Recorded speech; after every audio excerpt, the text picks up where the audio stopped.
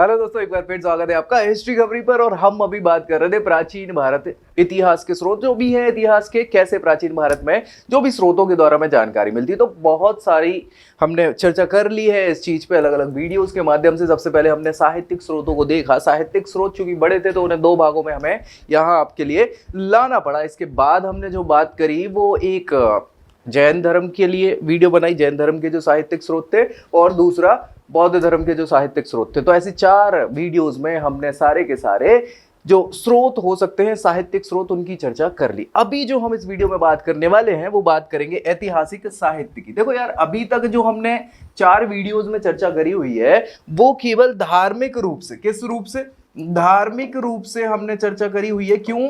क्योंकि उस समय जब हम बात कर रहे हैं किसकी, प्राचीन भारत की, सो प्राचीन भारत में उस समय तक 3 धर्म ही चल रहे थे। सबसे शुरुआती धर्म की बात करें तो ब्राह्मण या वैदिक कल्चर जिसको कहा जाता है, वैदिक सभ्यता या वैदिक धर्म, उस समय इस धर्म को कहा जाता था। फिर वो ब्राह्मण धर्म हुआ और फिर आगे जाके उसको हिंदू धर्म में तब्दील कर दिया गया। सो वैदिक धर्म के समय की जो हमें जानकारी मिली है उसको हमने 2 वीडियोस में बांटा। बहुत सारी चीजें हैं और इनको हम वैदिक काल में पढ़ेंगे, बहुत अच्छे से डिटेल में पढ़ेंगे, डोंट वरी, ठीक है। फिर दूसरी चीज जो है, दूसरा धर्म जो चल रहा था वो चलता है जैन धर्म। कौन सा? जैन धर्म। सो जैन धर्म की उस समय के जो भी ग्रंथ मिले हैं, साहित्य मिला है, उनसे जो जानकारी मिल जाती है वो आपका जैन धर्म। फाइनली हमने बात करी थी तीसरा धर्म जो उस समय चल रहा था वो था बौद्ध धर्म। कौन सा?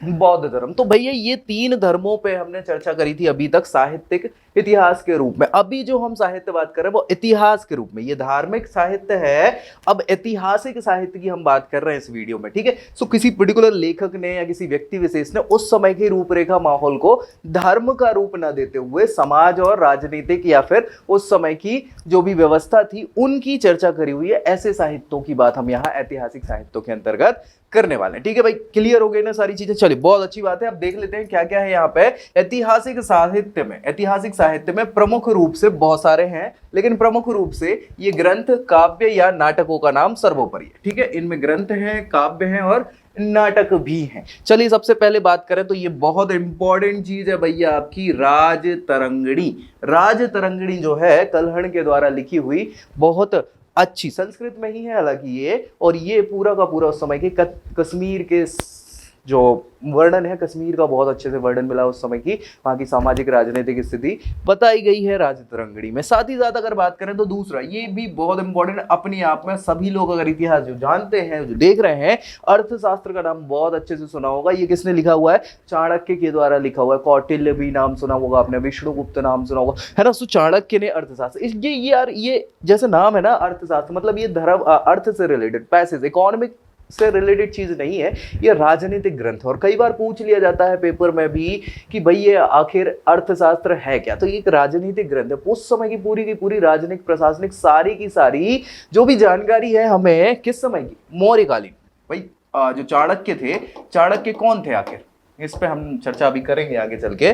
चंद्रगुप्त मौर्य, आपने नाम सुना होगा चंद्रगुप्त मौर्य का। सो चंद्रगुप्त मौर्य मौर्य वंश के संस्थापक थे, और चंद्रगुप्त मौर्य के ये चाहे प्रधानमंत्री कह लो, सब कुछ कह लो, यही थे गुरु और सब।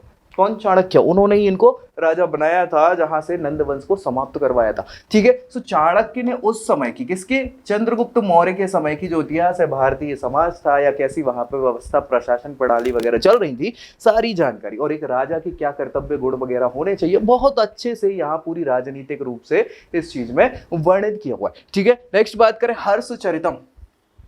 हर्षचरित्र, हर्षचरित मतलब हर्ष का नाम सुना होगा आपने, हर्षवर्धन, वर्धन डायनेस्टी के रहे हैं, और ये 605 एडी से 647 एडी, ऐसा बोला जाता है कि ये आखिरी है, यहाँ खत्म हो जाता है क्या हमारा प्राचीन भारत। 647 एडी में जब हर्षवर्धन की मृत्यु हो जाती, तो हर्षचरित्र में पूरा हर्ष के समय का पूरा समाज, राजनीतिक और आर्थिक इतिहास यहाँ पे लिखा हुआ है। नेक्स्ट बात करें विक्रमांक देव चरित्र। विक्रमांक देव चरित्र बहुत ही ज्यादा विक्रमादित्य के ऊपर, उनके चरित्र के ऊपर ये बनी हुई पुस्तक है। इसमें पूरी जानकारी उनके समय की मिल जाएगी। गॉड बहू भी ऐसा ही सांस्कृतिक ग्रंथ है, साहित्यिक ग्रंथ, जिसमें सारी की सारी उस समय की समाज की चर्चा करी हुई है। नव साहस चरितम, इसके अलावा रामचरित राम जी के चरित्र की बात करी हुई है, यहाँ राम जी की बात नहीं चल रही है, रामचरित राम व्यक्ति का नाम है, उसके चरित्र की बात चल रही है। हम बात करेंगे जब गुप्त वंश में आएंगे तो डोंट वरी, सारी चीजें आपको समझ में आएंगी। रामपाल चरित्र, ये भी व्यक्ति विशेष का चरित्र की बात है। पृथ्वीराज विजय, पृथ्वीराज की विजय का वर्णन है यहाँ पे। बल्लाल चरितम, बल्लाल चरित्र। चतुर्विंशति प्रबंध, चतुर्विंशति प्रबंध ये भी बहुत ही राजनीतिक बुक है। कुमालपार चरित्र, कंपा रामचरित, ये साउथ के। प्रभाकर चरित्र, मंडलीक महाकाव्य, ये बहुत इंपॉर्टेंट है। हमीर देव, हमीर देव, हमीर महाकाव्य। मूषक वंशम, मूषक वंशम राजाभ्युदय काल। प्रबंध नंदी कलंबकम, नंदी कलंबकम। रासमाला, रासमाला। और चचनामा, चचनामा ये मान के चलिए पूर्व मध्यकाल का ये ग्रंथ है जिसमें पहली बार अरबी आक्रमण के बारे में सारी जानकारी दी, उस समय की क्या रूपरेखा रही है वो। प्रबंध कोश, ये भी इंपॉर्टेंट है। तो ये बहुत सारे ऐसे ऐतिहासिक साहित्य है, इनमें साहित्यों में आप बात करें तो काव्य ग्रंथ भी है, कुछ नाटक संग्रह भी है, और साथ ही साथ कुछ बात करें तो ग्रंथों में ऐतिहासिक रूप प्रदान किया हुआ है। तो ये सभी प्रकार के ये प्रमुख हैं, 21-22 आपके ये ग्रंथ प्रमुख हैं। इसमें कुछ तो बहुत ही ज्यादा प्रमुख है, हम चर्चा आगे करते भी रहेंगे एक एक करके, ठीक है। चलिए नेक्स्ट हम यहाँ पे बात करें ऐतिहासिक साहित्य में प्रमुख रूप से राजतरंगिणी। क्या भैया? राजतरंगिणी जो सबसे पहले नंबर पे लिखा था, और अर्थशास्त्र जो दूसरे नंबर पे लिखा था। बहुत ज्यादा महत्व है। क्यों महत्व है? दोनों ग्रंथों की भाषा संस्कृत है, उस समय संस्कृत भी चल रही थी, अच्छी खासी संस्कृत भाषा चलती थी, संस्कृत, पाली, प्राकृत, यही लैंग्वेजेस चल रही थी भारत की अगर बात करें, है ना। सो फिर जैसे ही आना चालू हो जाते हैं बाहर से यूरोपीय लोग, या फिर बोल सकते हैं यवन के लोग जिनको हम बोल रहे थे, तो वो थोड़ी सी ग्रीक भाषा भी लेके आ जाते हैं, और उनसे मिक्स होके अरामेइक एक नई भाषा निकल के आती है। तो सारी चर्चाएं हम धीरे धीरे करेंगे आगे चल के। कल्हण ने लिखी है राजतरंगिणी, ये 12वीं शताब्दी में लिखा गया है। लिखा तो 12वीं शताब्दी में, लेकिन सारी जानकारी प्राचीन काल की मिलती है, जिसमें प्रारंभ से मतलब बिल्कुल शुरुआत से 12वीं शताब्दी तक के सभी ऐतिहासिक साक्ष्य उपलब्ध है। पहला ऐसा ऐतिहासिक ग्रंथ है ये संस्कृत का राजतरंगिणी, जिसमें पूरा का पूरा संपूर्ण प्राचीन से लेके 12वीं शताब्दी तक का संपूर्ण ऐतिहासिक वर्णन मिलेगा आपको तिथि क्रम के साथ, ठीक है। सो कल्हण का नाम बहुत इंपॉर्टेंट हो जाते हैं। इसमें कश्मीर के संबंध में बहुत अच्छे से वर्णन किया हुआ है, जैसा मैं बता ही चुका हूं सारी चीजें। दूसरा है अर्थशास्त्र। अर्थशास्त्र के रचयिता कौटिल्य, चाणक्य और विष्णुगुप्त भी इनका ही नाम है। अर्थशास्त्र 15 अधिकरणों में, याद रखना 15 अधिकरण है, और प्रकरण कितने हैं? 180। 15 अधिकरण और प्रकरण 180, इनमें ये पूरा का पूरा कौटिल्य का अर्थशास्त्र विभक्त है। इसमें मौर्यकालीन प्रशासन, चूंकि चंद्रगुप्त मौर्य के समय आए थे या उनने ही शासक बनाया था, तो मौर्य की शासन व्यवस्था, राज्य की उत्पत्ति, राज्य का संगठन, साथ ही साथ सुरक्षा के उपाय। ऐसा कहा जाता है कि चाणक्य जो है वो चंद्रगुप्त मौर्य को थोड़ी थोड़ी अल्प मात्रा में जहर का सेवन करवाते थे, जहर, ताकि कोई भी व्यक्ति उन्हें जहर दे के ना मार पाए, तो आदत में पड़ जाएगा।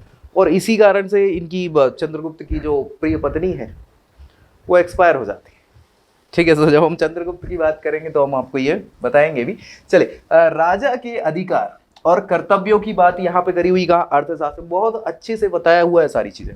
मंत्रियों, अधिकारियों की नियुक्ति कैसे करने हैं, उनके नियम, अर्थव्यवस्था की जो नीतियां हो सकती है, साथ ही साथ कुछ भी जो सिद्धांत है जिस भी प्रकार के, उनकी विवेचना बहुत अच्छे तरीके से इस ग्रंथ में, अर्थशास्त्र में समाहित की गई है, ठीक है। सो राजतरंगिणी और अर्थशास्त्र ये तो बहुत ज्यादा इंपॉर्टेंट ऐतिहासिक ग्रंथ माने गए हैं प्राचीन भारत से संबंधित। चलिए हम यहाँ पे बात करें संगम साहित्य। दक्षिण भारत में ये चल रहा था संगम काल जिसको कहा जाता है।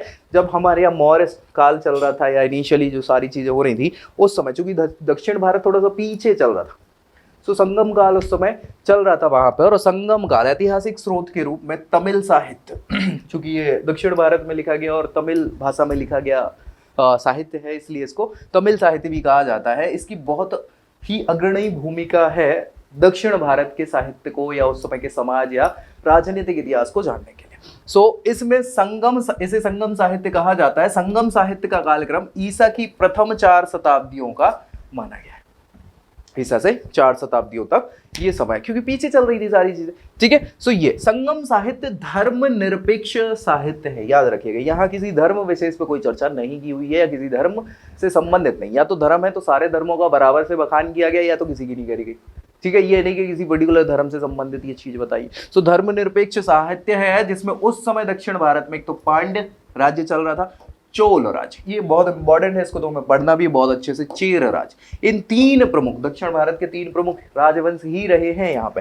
ठीक है, राजवंशों के प्रारंभिक इतिहास से लेके उनकी सामाजिक व्यवस्था हो गई, आर्थिक प्रगति अच्छे खासी, क्योंकि व्यापार वहां चल रहा था बाकायदा। ठीक है, राजनीतिक इतिहास, व्यवसायिक दृष्टिकोण का विस्तृत वर्णन इसमें किया गया। कहाँ पे? संगम साहित्य में किया गया। तो संगम साहित्य में जो प्रमुख हैं, क्योंकि देखो मैं एक चीज बता दूं आपको कि संगम साहित्य एक्चुअली वहां भी संगम काल के लिए 3 अलग अलग संगीतियां हुई हैं, बैठकें हुई हैं, उसमें ये ग्रंथ लिखे गए हैं या साहित्य लिखा गया है।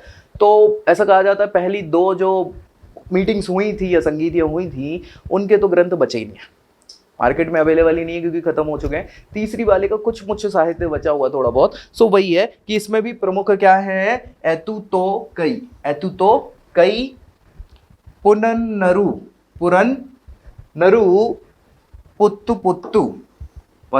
पत्तु या पदु, शिल्पादिकरम, ये याद रखना है, ये बहुत इंपॉर्टेंट है, शिल्पादिकरम। ठीक है, कलिंगनु पर्णी, कुलोतुंग गण, पिलैत तमिल और फाइनली चोल चरितम में इसमें पूरा चोल साम्राज्य के बारे में पूरे एक एक चीज को विस्तृत रूप से बताया गया। सो ये प्रमुख संगम साहित्य हैं, जिसमें शिल्पादिकरण तो याद रखना है आपको, है ना, बहुत इंपॉर्टेंट है, और चोल चरित्रम। चलिए, इसी के साथ मैं आपसे कहूंगा धन्यवाद। क्यों कहूंगा? क्योंकि नेक्स्ट वीडियो में हम जो चर्चा करेंगे वो पुरातात्विक स्रोतों की करने वाले हैं। भाई ऐतिहासिक स्रोत, हमने सबसे पहले साहित्यिक स्रोत की बात कर ली, अभी ऐतिहासिक स्रोत की भी बात कर ली, तो 2 चीजें हमने खत्म कर चुकी हैं। तीसरा है अपना पुरातात्विक साक्ष्य जो मिले हैं, जिनसे हमें जानकारी मिल जाती है प्राचीन इतिहास की, और चौथा जो बचेगा वो बचेगा विदेशी स्रोत, है ना। सो अब हम तीसरे पे चर्चा करेंगे पुरातात्विक साक्ष्यों की, या पुरातात्विक जो भी हमें सारी चीजें प्राप्त हुई हैं, साक्ष्य प्राप्त हुए प्राचीन भारत के, और फाइनली उसके बाद हम विदेशी स्रोतों पे जाएंगे। तो मिलते हैं नेक्स्ट वीडियो में, तब तक के लिए जय हिंद।